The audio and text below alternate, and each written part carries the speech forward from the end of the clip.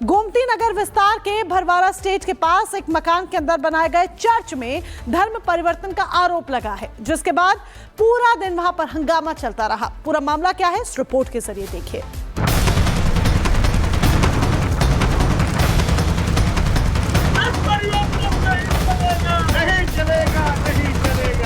ये यहाँ पे इलीगल एक्टिविटी चल रही है। यहाँ पर बहुत वर्षों से धर्म परिवर्तन का अवैध धंधा बहुत तेजी से चल रहा था।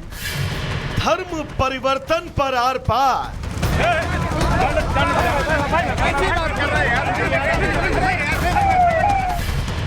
लखनऊ में मचा हाहाकार। उत्तर प्रदेश की राजधानी लखनऊ में धर्म परिवर्तन को लेकर जमकर हंगामा हुआ।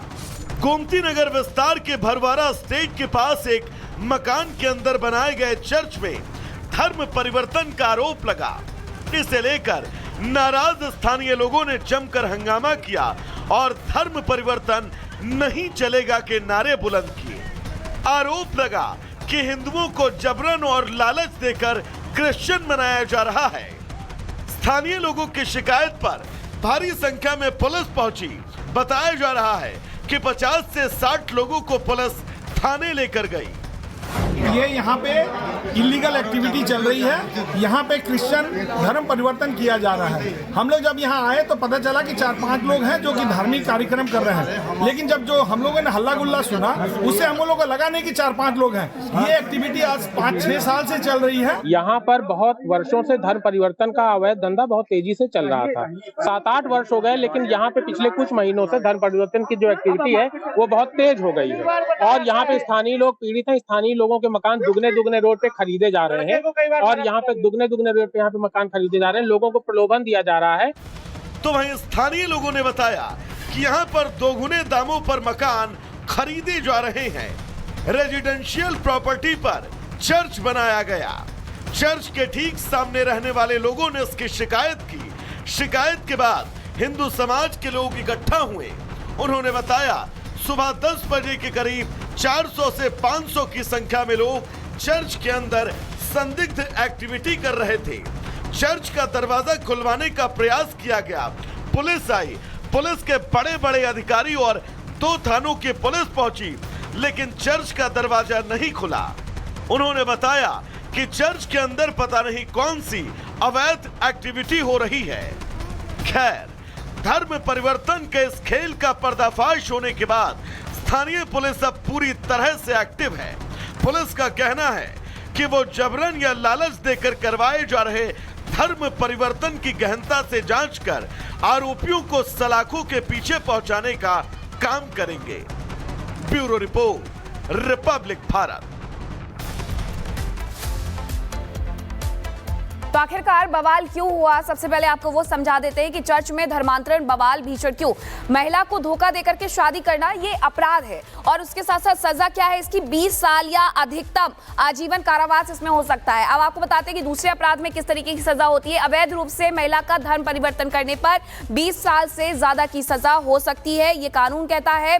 विदेशी गैर कानूनी संस्थाओं के जरिए धर्मांतरण होने पर 10 लाख रुपए तक का जुर्माना भी लग सकता है। इसके अलावा पीड़िता को मुआवजा भी देना पड़ सकता है और साथ ही सभी अपराध अब गैर जमानती होंगे। कोई इसमें जमानत नहीं मिलेगी, ये गैर जमानती होने वाले हैं। तो इस तरीके से अब यूपी का धर्मांतरण कानून होने वाला है। लेकिन अब खबरों में आगे बढ़ेंगे और अब हम बात करेंगे मणिपुर की, क्योंकि मणिपुर में इस्तीफा दे दिया गया है। मुख्यमंत्री रहे एन बीरेन सिंह के द्वारा, जो सबसे पहले दिल्ली पहुंचे थे, और उनके द्वारा अब अजय भल्ला को, यानी कि जो गवर्नर है, उन्हें अपना इस्तीफा सौंप दिया गया है। इसी के साथ मणिपुर की विधानसभा को खंडित अवस्था में रखा गया है। जब तक अगले चुनाव नहीं हो जाते हैं तब तक मणिपुर की विधानसभा शून्य ही रहने वाली है। मणिपुर की विधानसभा नहीं चलने वाली है। तो ये बड़ी जानकारी मिल रही है मणिपुर विधानसभा से जुड़ी हुई, जहां पर सीएम के इस्तीफे के बाद अब विधानसभा को निलंबित अवस्था में रखा गया है और अगले सीएम के ऐलान तक ये निलंबित ही रहेगी। नए सीएम का ऐलान हालांकि बताया ये जा रहा है कि जल्द हो सकता है। मणिपुर में जिस तरीके से हालात बने हुए थे, पिछले दिनों एन बीरेन सिंह दिल्ली पहुंचे थे, यहां पर उन्होंने चर्चा भी की थी केंद्रीय गृह मंत्री अमित शाह के द्वारा, और अब इस्तीफा भी।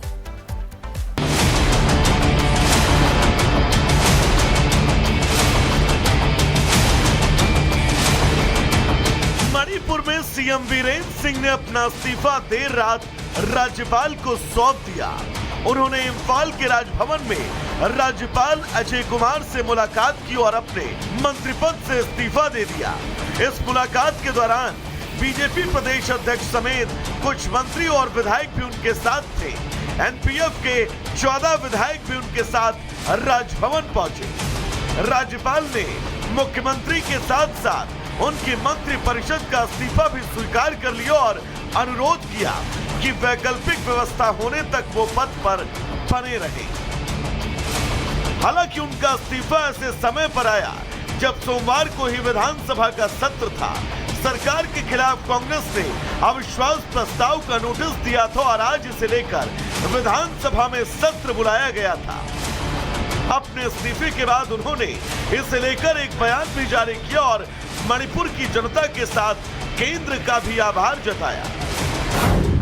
मणिपुर के लोगों की सेवा करना अब तक सम्मान की बात रही है।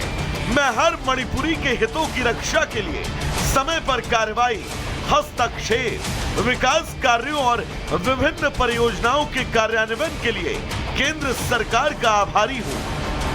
मणिपुर की जनता के लिए उन्होंने ये इस्तीफा दिया है और उन्होंने भारत सरकार को भी जो रिक्वेस्ट किया है कि हमारी मणिपुर के इंटीग्रिटी को बचाना है, हमारे मणिपुर के जनता को इतना सेफ्टी रखना है, ये सब उसके मन में है। इतना विकास का काम जो 2017 से करने के बाद अचानक हम कुछ प्रॉब्लम जो फेस किया है, बहुत दुख हुआ उसको भी।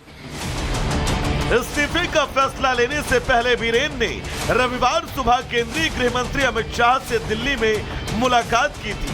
नए मुख्यमंत्री पर फैसला 1-2 दिन के भीतर ही लिया जाएगा। कई राज्यों में मुख्यमंत्री बदलते रहते हैं, पार्टी फैसला करती है। नो डाउट मणिपुर एक विशेष परिस्थिति से गुजर रहा है और बीरेन सिंह का भी बहुत साल का अनुभव उस राज्य को चलाने का रहा है, लंबा उनका अरसा रहा है। मैं भी उनको बहुत साल से जानता हूँ, तो इसलिए कोई किसी का इस्तीफा हुआ और कोई नए मुख्यमंत्री बनेंगे तो उसमें कोई विशेष हम लोगों ने अर्थ नहीं निकालना चाहिए। आगामी विधानसभा सत्र के सिलसिले में रविवार को उन्होंने मुख्यमंत्री सचिवालय में बीजेपी के सत्तारूढ़ गठबंधन के विधायकों के साथ बैठक की। इसके बाद वो दिल्ली गए थे और फिर वहां से लौटते ही इस्तीफा सौंप दिया। सीएम बीरेन सिंह के इस्तीफा देते ही विपक्ष ने हमले शुरू कर दिए, लेकिन गौर करने वाली बात अब ये होगी कि आखिर मणिपुर की कमान किसे सौंपी जाएगी। Bureau report, Republic Bharat.